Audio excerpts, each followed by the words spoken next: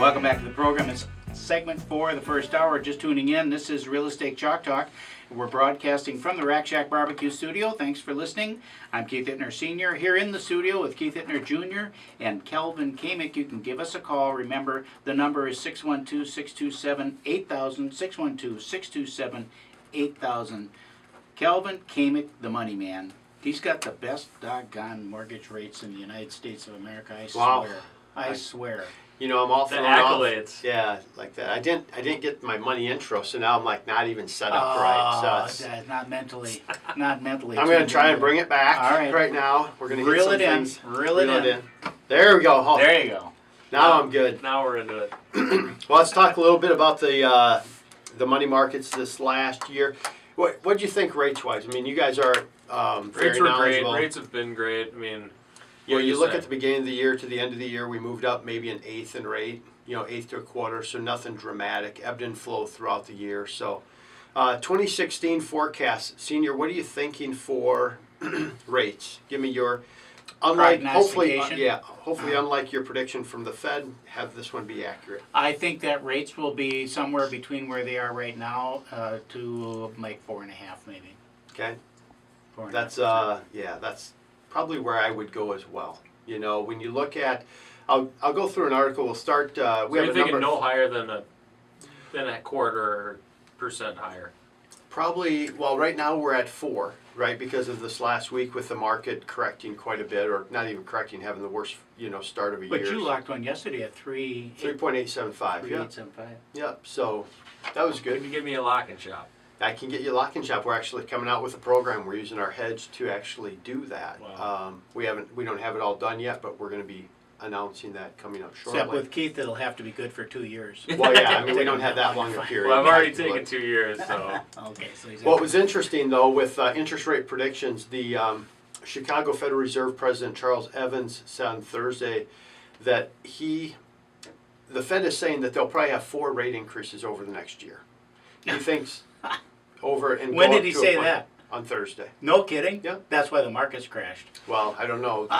He is saying that maximum of 2 probably is what they should be. He said the Fed fund rate should be probably around 1%.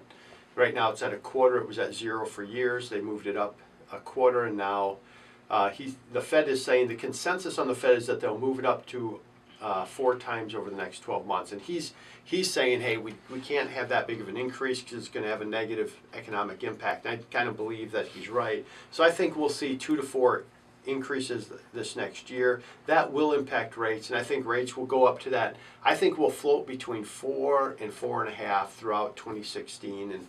And before we always thought, well, we're going to be at 5, we're going to be at 6. I really don't think so, and there's going to be a lot of pressure just from a political standpoint in an election year as well, just to make sure that the economy looks as good as possible. And that kind of runs into our next topic, just on gas, right? You have a beautiful new truck.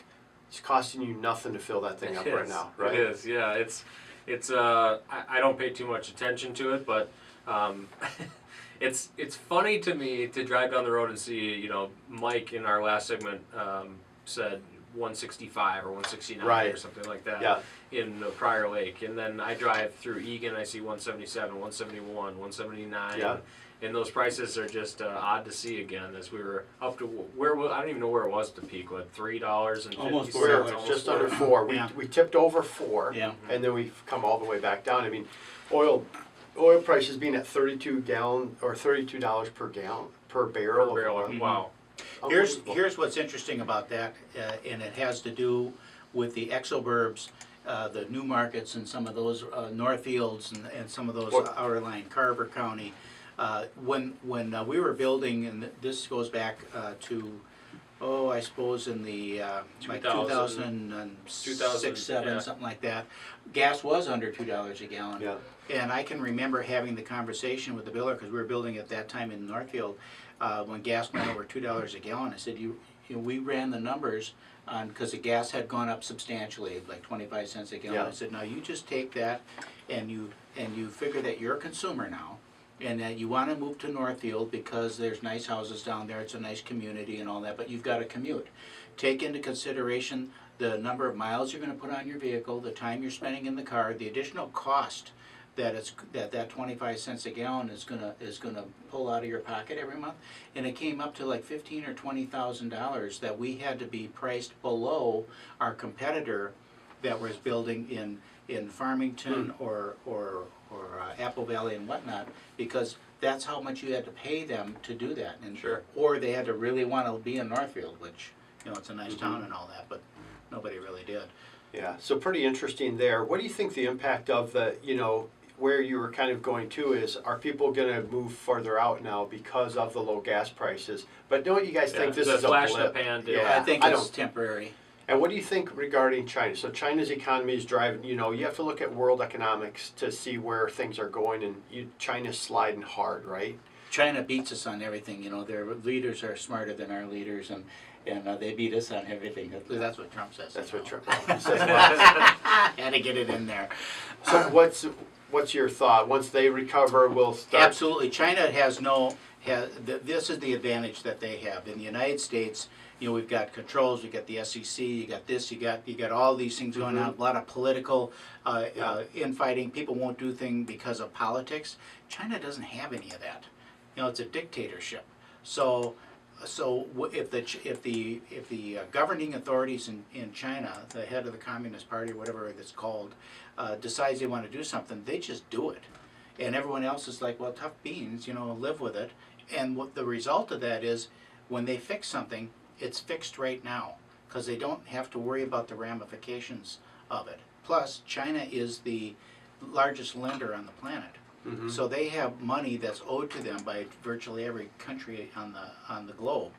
And so they will make their change, adjust their economy, weaken they weakened the yen or whatever it was, and that what they did earlier. So that was, you know, some of the crisis. Yeah. But once all that kind of shekels through, then I think they'll be back and running again. They have so many people, you know, that an economy there has to grow almost by default, just to keep pace with the population growth. That's pretty good built in. So are you advocating for executive order then, or? I'm not. I'm just stating a fact of how that runs, where we have to go through a more finessed, and it takes longer, and there's all kinds of things. For them, it's quick, boom. It's shocking when it happens, but you know, they make the move because they don't have to worry about the consequences so much. Interesting. So I think you'll see China come. You know, they'll stabilize. The economy will stabilize. Our real, you asked about interest rates, and whether or not the Fed raises interest rates a quarter is not going to impact mortgage rates. I mean, I just don't see it as impacting mortgage rates. What's going to impact mortgage rates is the overall economy that's affected by that increase. Correct. So, and that's what you're seeing now. The mortgage rates were ticking up. It appeared as though the economy was strengthening. They raise rates a quarter, the economy tanks, mortgage rates come right back down again. And that's Right. what you meant in December, really, right? Exactly. That's the part that he cut out of the clip. That's the part that we'll cut out of the clip when Yeah. we play that. Yeah. So, well, let's touch on the economy real quick. Jobs numbers came out on Friday, and they were, again, better than expectations. They expected 275,000 new jobs. It came in at 292,000. I just have a question on that when you're done. Yeah. Unemployment rate is at 5%, and 62.6% is the labor participation rate, which is increasing. But that's the thing where, depending on what channel you're watching, they either focus on it or they don't even talk about it. So the question that I have for you is, how many jobs are the rate was flat, 5%, 5%, didn't change, right? Correct. But we added more jobs. Correct. Well, they're looking at December when we always add jobs because it's temporary retail jobs. They're going to get laid off again this month. So my question is, how many jobs were added last December? Do you have that number? No, I don't have. So if we added 300, you know, we're patting ourselves on the back. Oh boy, 300,000 jobs. Well, we added 300,000 last December too, but they all washed out in January. Then who cares? You know, that's not good news. Yeah, but the trend is that the economy is better. The economic indicators are that's better. Jobs growth has been there all year. But from a seasonal standpoint, then, how do you think that factors in with the December job growth that we see to, like, say, spring or summer job growth, where we have seasonal employees now going back to the work? Are those factored in? I mean, does that even itself out, or? Yeah, I never see that talked about. You know, I see the number. They want to focus on the number. 300,000 is a good number to focus on, so let's talk about that. let's not talk about that. That's the same number that it was a year ago, and those jobs went away in January when people got laid off. The other thing I think that's more important, and more important to us long term in terms of housing and real estate and everything else that we do, durable goods and whatnot, is 61% labor participation rate. And the fact of the matter is that that's a very hard number at this point in time to change, because you have people who have been out so long that they're just not going to go back to work, period. Yeah. They're just not. And the jobs that they could get are gone.